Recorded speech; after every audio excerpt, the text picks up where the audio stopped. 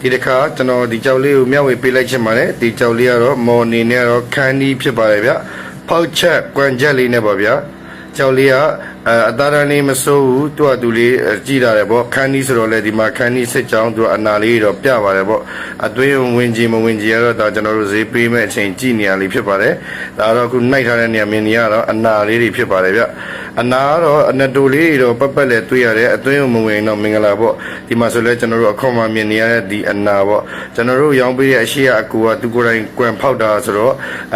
့သူ့လက်ရလေးပေါ့ဒီဂေါ်စီလာကြောရိုးပုံစံဖြစ်နေတဲ့အနာလေးကလည်းအနကြီးလေးပေါ့ဗျာဒီကြောက်မှာဆိုလို့ရှိရင်တော့တေချာပေါက်ကျွန်တော်ခွဲရလိမ့်မယ်ဒီဘက်မှာဆိုလို့ရှိရင်တော့ကြောက်လေးကပြုတ်ရိုက်ထားရပေါ့ပြုတ်ရိုက်ရတဲ့အချက်ကတော့သူတို့ချွမ်းကားတာမညီအောင်လဲကြောက်ကညီရွာစေတယ်နောက်ပြီးတော့ဘလို့အသားရမစီးတဲ့နေရာလေးပုတ်ပြီးစီးသွားရပေါ့ဒါတော့ကာလာရှိတဲ့နေရာရဲ့ချွမ်းကျိုးလေးရှိတဲ့နေရာလေးပေါ့ဗျာ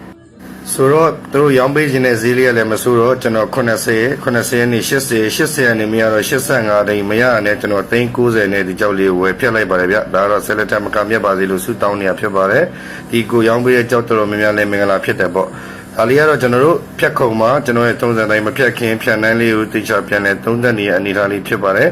ကျွန်တော်တို့ဒီပြင်ကိုဖြတ်ဖို့များပါတယ်ဗျရာခိုင်တော့ဘာကြောင့်လဲဆိုတော့ခဏနေကျွန်တော်ပြတဲ့ဂေါ်စီလာကြောရိုးပုံစံမျိုးလေးအနာကိုခွဲရမှာဖြစ်တဲ့အတွက်ဒီမျက်နှာပြင်ကိုမြင်ရအောင်လို့ကျွန်တော်ဒီပြင်ကိုဖွင့်ရခြင်းပဲဖြစ်ပါတယ်ကြောက်လေးကခန်းကြီးဆိုတော့မာလဲမာပါတယ်ဗျဒီပထမဖြတ်နှမ်းမှာနေတော့ကြောက်လေးကမင်္ဂလာမိရပါဗျာအနာဒီပုံစံကြည့်မယ်ဆိုအနာကြီးတိုင်းပဲရှိနိုင်တယ်ဒီမှာအဲ့ထိုးထားတဲ့အနာလေးကဆိုလို့ရှိရင်တော့သစောင်းလေးရွှေပြီးဖြတ်ရမှာပေါ့လေကျွန်တော်တို့မြင်နေရတဲ့အနာကြီးအနာတိုလေးတွေဝင်မဝင်သိကျင်တော့ဒါတော့လက်နဲ့မတ်တိုက်တယ်ပေါ့ဗျာအဲ့မှာကဲမတ်တိုက်ခိုင်းပြီးတော့ကျွန်တော်ကဒီမှာထင်နာမြင်နာလေးရှိအောင်လို့တချို့အနာလေးတွေပိုင်းစရာရှိအောင်တခါတည်းပိုင်းတယ်ပေါ့ဗျာကြောက်ကတော့သူဝင်နေလို့မရဘူးညာလို့မရဘူးလုံးပါပါတော့တယ်ပေါ့ကျွန်တော်ကဆိုရင်တော့ကြောက်ဖြတ်တာဆုံးဖြတ်တာလည်းနည်းနည်းမြန်ပါတယ်ဗျကျွန်တော်ကတလုံးလုံးအနေထားကိုမြင်ရအောင်လဲကျွန်တော်တို့အခုဆိုလို့ရှိရင်အခွန်လေးတွေကိုဘာပုတ်ပြီးတော့ထင်နာမြင်နာအောင်အနာလိုက်ချက်လေးသိရအောင်လို့ပေါ့ဗျာကြောက်လေးအဲ့လိုဖြတ်ကြည့်တော့ဖြတ်တဲ့အနေထားမှာတော့တလုံးလုံးကြောင်မျိုးကြောက်တာညီရပေါ့ကဲဒီနမ်းမှာကျွန်တော်တို့အနာမဝင်ရင်တော့အောင်ပြီပေါ့ဗျာဆိုပြီးတော့ပြောပြီးတော့ကျွန်တော်အားနဲ့မနဲ့တော့ဘာလေးခွာလိုက်ပါတယ်ဗျာခန်းကြီးကတော့အနာပေါ့ဗျာနော်ကျွန်တော်တို့လွယ်လွယ်ကူတော့ပြီးမအောင်နေပါဘူးအနာဝင်ပါတယ်ဆိုတော့ဒီအနာကိုကျွန်တော်တို့မဖြစ်မနေခွဲရမယ်ချွန်ကျိုးကင်းလေးတည့်အောင်ဒါဒီနန်းဆိုလို့ရှိရင်ကျိုးကင်းလေးဖြာလာရင်တော့ကျွန်တော်တို့မင်္ဂလာမိမယ်ဆိုပြီးတော့ဒီတစ်စောင်းနန်းကိုရန်နာနဲ့ပဲ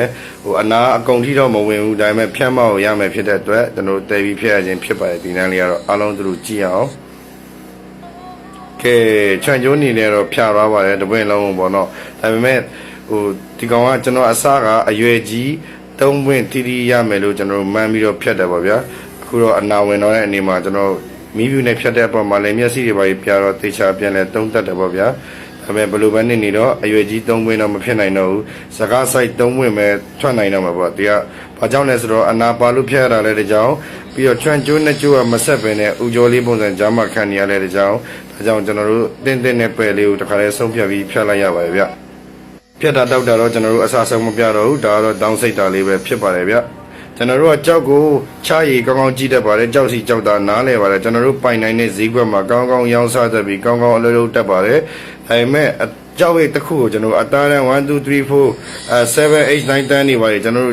ကြောက်ကိုအသားတန်းအဆင့်တော့မခွဲခြားတတ်ပါဘူးဗျာအဲ့လိုလည်းမတင်ခဲ့ရလို့ပါဗျကဲဒါကတော့ကျွန်တော်တို့တစ္ဆာလေး3စားထွက်လာပါပြီ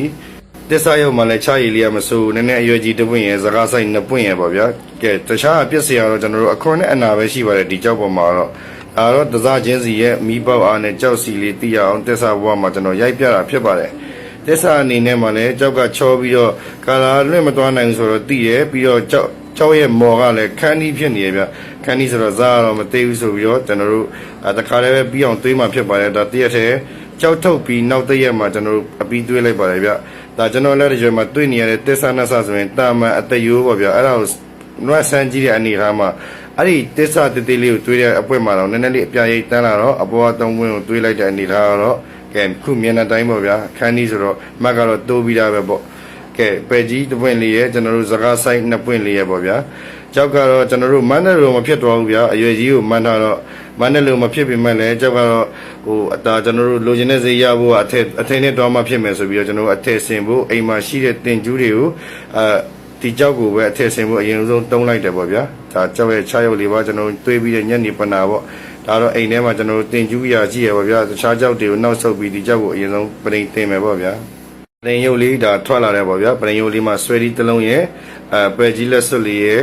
လက်စွပ်စကားဆိုင်လေးရဲ့ပေါ့ဆွဲဒီနဲ့လက်စွပ်ကတော့တွဲရရောင်းပြီးတော့ပဲကြီးတစ်ပွင့်ကိုကျွန်တော်တက်တက်တိုက်မှာဖြစ်ပါတယ်ဗျကြောက်လေးကလည်းပရိန်ကထွက်ပြီးမကြောက်ဘူးမင်္ဂလာတန်းပြီးတော့ဖြစ်ပါတယ်ဘာလို့လဲဆိုတော့ train line လေးတက်ပါတယ်တွက်တယ်လို့မဆိုဘူးကျွန်တော်တို့လည်းဂရမဖြစ်တဲ့ပုံမှာတောင်းထွက်တဲ့ဈေးပေါ်မှာချိန်ပြီးတော့ရောင်းနေပေါ့ဗျာပဲကြီးလေးကတော့ကျွန်တော်တို့တရုတ်ဈေးကွက်မှာပရိန်ထွက်ချိန်ရက်မှာပဲ30 40ပြီးအမြင့်ဆုံး50ဆိုတာနဲ့ကျွန်တော်ဈေးဥဖောက်ရောင်းထားလိုက်တယ်ပေါ့ဗျာဆွဲဒီနဲ့လက်စွပ်လေးကတော့ပထမ100စစ်တယ်ပြီးတော့130ပြီးတော့120ကအမြင့်ဆုံးပဲဆိုတော့ကျွန်တော်ချိန်ချက်ပြီးဒီခဏပဲကျွန်တော်တို့ရောင်းပေးလိုက်ပါတယ်ဗျာကဲအားလုံးပဲမင်္ဂလာပါ